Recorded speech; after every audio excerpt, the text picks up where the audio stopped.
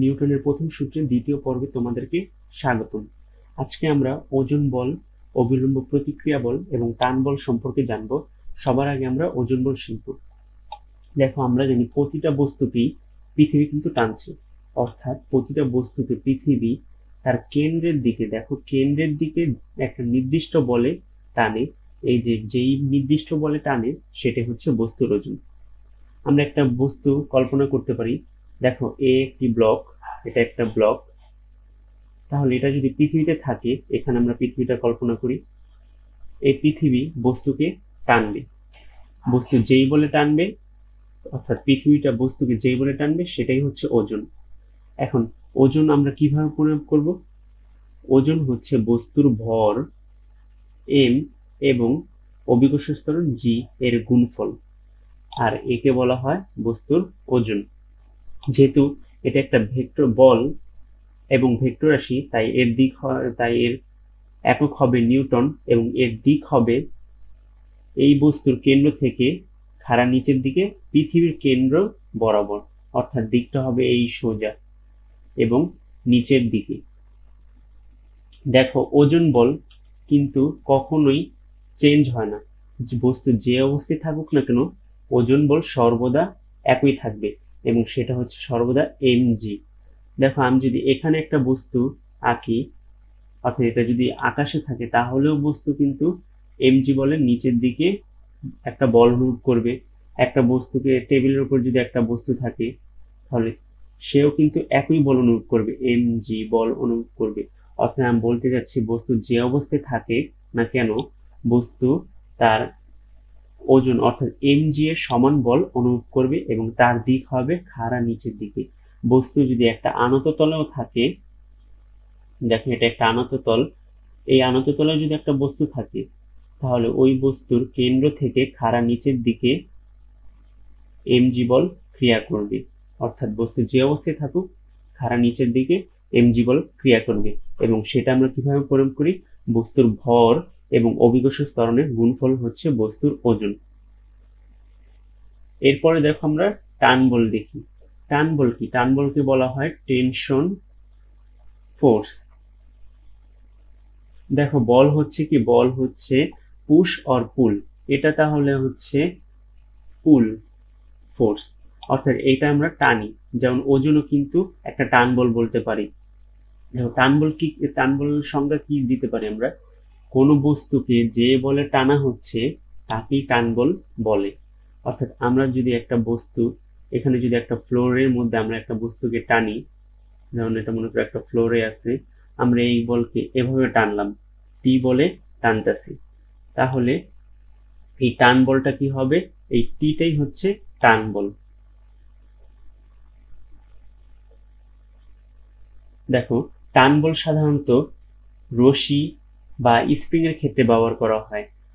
অর্থাৎ এখানে একটা রশি দ্বারা আমরা যেই বলে টানি সেটাই টান বল।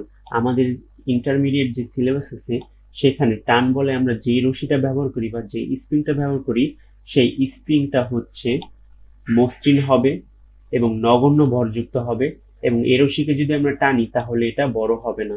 অর্থাৎ রশিটা পুরোপুরি মসৃণ, নগণ্য ভরযুক্ত, অর্থাৎ এই রশির ভর খুবই নগণ্য থাকবে, ধরতে গেলে ভর নাই, এবং টানলেও বড় হবে না। এমন রশি আসলে কল্পনাই করতে হবে, বাস্তবে এমন রশি পাওয়া সম্ভব না। এই তিনটা বৈশিষ্ট্য থাকার কারণে, এই যে আমরা রশি, যদি এটা একটা রশি হয়, তাহলে এই রশির সর্বোচ্চ টান বলটা সমান হবে। আসলে যদি রশির ভর থাকতো তাহলে সর্বোচ্চ টান বল সমান থাকে না। যেমন এই যদি একটা রশি হয়, ধরো এটা যদি একটা রশি, তাহলে এই বিন্দুতে যেই টান, এই বিন্দুতে টান আলাদা হবে।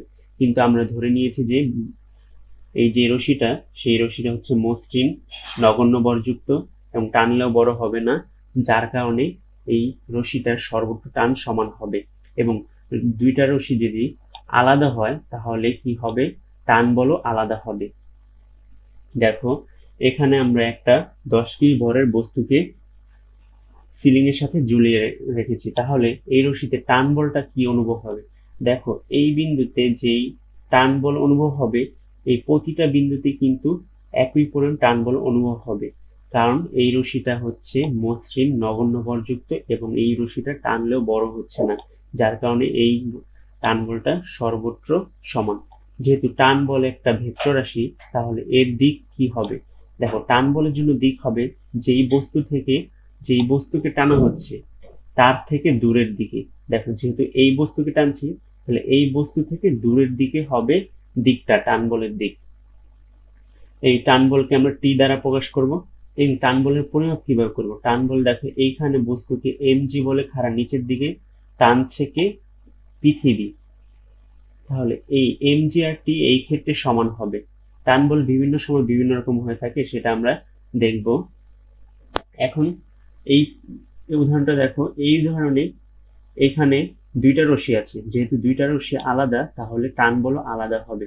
এই রশ্মিতে টান বল ধরলাম T1, এই রশ্মিতে টান বল ধরলাম T2। এই রশ্মিতে টান বলের দিক কোন দিকে হবে? এই বস্তু থেকে, এই বস্তুকে যেহেতু টানা হচ্ছে, তাহলে এই বস্তু থেকে দূরের দিকে, এই দিকে হবে টান বল। আবার যদি এদিকে টানা হচ্ছে, এই দিক বরাবর টানা হচ্ছে, তাহলে এই বস্তু থেকে দূরের দিকে টান বল ক্রিয়া করবে। আবার দেখো, এই সিলিং এ কিন্তু একটা টান অনুভব হচ্ছে, তাহলে সিলিং থেকে দূরের দিকে হবে টান বলের দিক। এই ক্ষেত্রে দেখো, সিলিং থেকে দূরের দিকে টান বলের দিক, আবার এইখানেও দূরের দিকে টান বলের দিকগুলো এরকম হয়।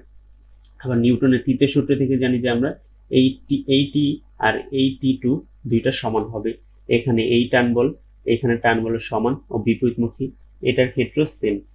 তাহলে এগুলা কিভাবে পরিমাপ করবো আমরা এর পরের এপিসোডে দেখব, টান বল কিভাবে পরিমাপ করা যায়। এখন জাস্ট আমরা একটু ধারণা রাখি। এখন দেখো, অভিলম্ব প্রতিক্রিয়া বল। দেখো, এই বলটা কি? এটা অনেক ইম্পর্টেন্ট একটা বল।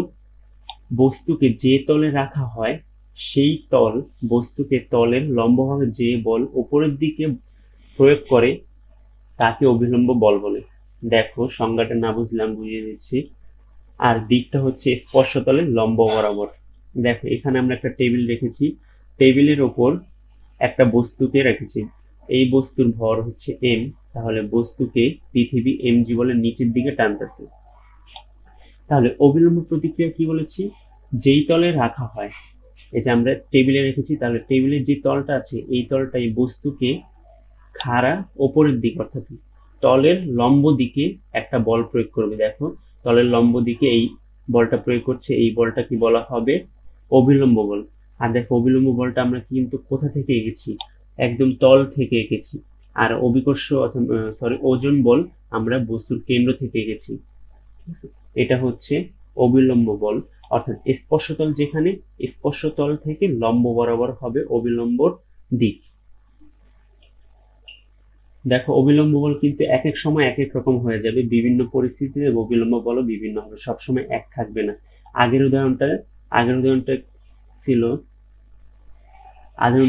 আগের উদাহরণে এমজি এদিকে ছিল আর অবিলম্ব ছিল এরকম, সেই ক্ষেত্রে এন আর এমজি হইতো। কিন্তু এই উদাহরণটা দেখো, এই উদাহরণে আনত তলে একটি বস্তু আছে এবং এই বস্তুর এমজি খাড়া নিচের দিকে ক্রিয়া করছে, আর এন দেখো তল বস্তুটাকে যেই বল দিচ্ছে, দেখো তল বস্তুটাকে এই দিকে ধাক্কা দিচ্ছে এন বলে, তাহলে এটাই হচ্ছে প্রতিক্রিয়া বল। এই ক্ষেত্রে কিন্তু এন আর এমজি সমান হবে না। এই ক্ষেত্রে কি হবে সেটা আমরা পরে দেখব।